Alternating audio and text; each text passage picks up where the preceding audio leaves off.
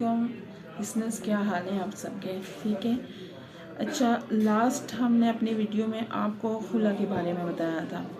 آج ہم ایک گراؤنڈ جو میں نے لاسٹ ویڈیو میں آپ کو بتایا تھا کہ کرولٹی ایک گراؤنڈ ہے خلا کا، اس کے بارے میں آج ہم بات کریں گے. تو اصل میں خلا کا یہ ہے کہ بیسک جو ہے وہ خلا کس چیز پہ لی جاتی ہے کہ آپ جو وائف ہے وہ اپنا حق مہر یا کوئی بھی ایسی چیز ہے وہ ریٹرن کر کے اس کے بدلے میں وہ خلا لیتی ہے، یا کوئی بھی مطلب ایسا کوئی فیکٹ ہو، کوئی ایسی چیز کی جس کی جو میں نے لاسٹ ویڈیو میں آپ کو بتائی ہے اس پہ خلا. لیکن ایک جو مین گراؤنڈ ہے کرولٹیز کا ایک خاص یہ ہے کہ اگر کوئی بھی عورت اس پہ شدید قسم کا ظلم ہوتا ہو، کوئی ایسی چیز ہو جس پر وہ جا کے وہ داخل کرے اپنا خلا، کہ آن دا بیسس آف خلا نہ کرے بلکہ وہ بیسس آف کرولٹی کرے، dissolution of marriage on the basis of cruelty. اس صورت میں کیا ہوگا کہ اس صورت میں اس کا جو حق مہر ہے اگر وہ ثابت کر دیتی ہے کہ اس پہ ظلم ہو رہا ہے یا کرولٹی اس پہ ثابت ہو جاتی ہے ہسبینڈ پہ، تو اس صورت میں اس کا جو حق مہر ہے وہ ریٹرن نہیں ہوگا. یا اگر ہسبینڈ نے نہیں دیا ہوا تو کورٹ اس کو آرڈر کرے گی کہ آپ اس کا حق مہر واپس کرو. اس میں ایک ہمارے پاس ہے PLD 2003 لاہور 260. اس کے بعد یہ ہے کہ اگر آپ مطلب اس میں ثابت کیسے کرنا ہے.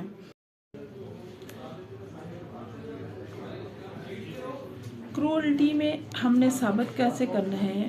وہ ایسے کرنا ہے کہ اگر آپ کو یا مطلب فیمیل کو یا اس کے ہسبینڈ کو سخت نفرت، اب اس میں ثابت کرنا دو چیزیں اس میں. یا تو اگر آپ نے کیس دائر کیا اس کے جواب میں جب آپ نے پلین دی ریٹن رپلائی میں اگر وہ اس بات کو ایڈمٹ کر لیتا ہے ہسبینڈ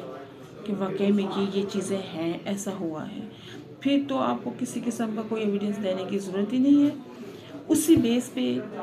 جج کے پاس یہ اتھارٹی ہے کہ وہ آپ کی میرج ڈیزالو کر کے، تو اگر حق مہر آپ نے لیا ہوا ہے تو وہ آپ کے پاس ہی رہے گا، اگر نہیں لیا ہوا تو ہسبینڈ کو آرڈر کرے گا کہ وہ آپ کو حق مہر دے. اگر ایسا نہیں ہے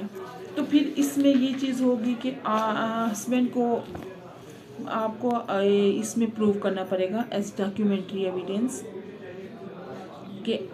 ہسبینڈ آپ کے ساتھ ایسا کوئی اس طرح کا ہے، مطلب اس نے آپ کے ساتھ کوئی مطلب غلط کیا ہوا ہے، تو پھر آپ کو یہ ثابت کرنا پڑے گا. اگر یہ چیزیں ثابت ہو جاتی ہیں تو اس صورت میں آپ کی میرج ڈیزالو ہو جائے گی، کورٹ ڈیزالو کر دے گی، لیکن اس میں آپ کو حق مہر واپس نہیں کرنا پڑے گا. یہ بیسک ہے. اس میں ہم ایک اور چیز بھی پڑھتے ہیں کہ اگر ایک اور چیز بھی ہے وہ یہ کہ اگر آپ کے ایموشن یا سائیکالوجیکلی یا فزیکلی ہارم کرے، یہ تینوں چیزیں اس میں آتی ہیں کہ ان تینوں چیزوں میں اگر وہ آپ کو ہارم کرے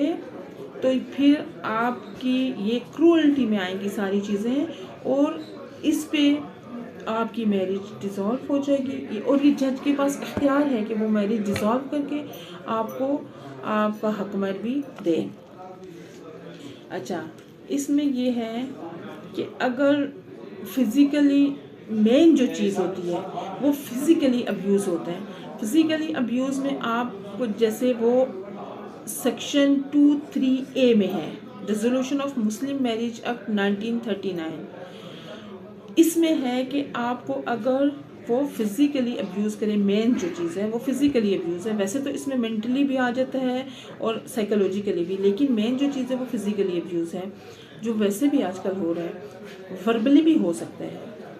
وربلی بھی اگر آپ کو ابیوز کرے کوئی،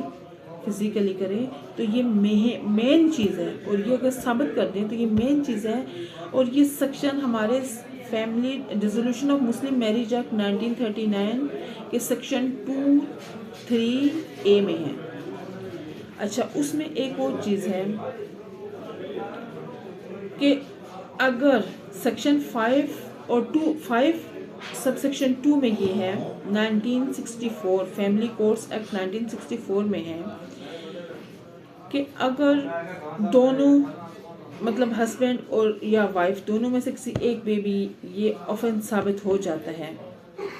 और ये मतलब हमारे पास अगर इसका एविडेंस भी है तो फिर 1964 के स्केजुअल के में फिर आपको जो मुस्लिम dissolution of Muslim marriage act 1939 और 1964 के में जो उसमें अमेंडमेंट आई थी 1939 जो है उसमें मेन हमें चीज़ें बताई गई थी जो मैंने आपको बताई हैं कि कौन कौन सी बेसिक हमारी चीज़ें हैं, कौन कौन से टॉर्चर्स हैं, कौन सी हार्म है, कौन सी अब्यूज़ हैं जिनकी वजह से मैरिज डिसॉल्व हो जाती है। और फिर उसके बाद 1964 में इस बात को क्लियर की अमेंडमेंट आई थी और इस बात को क्लियर है कि अगर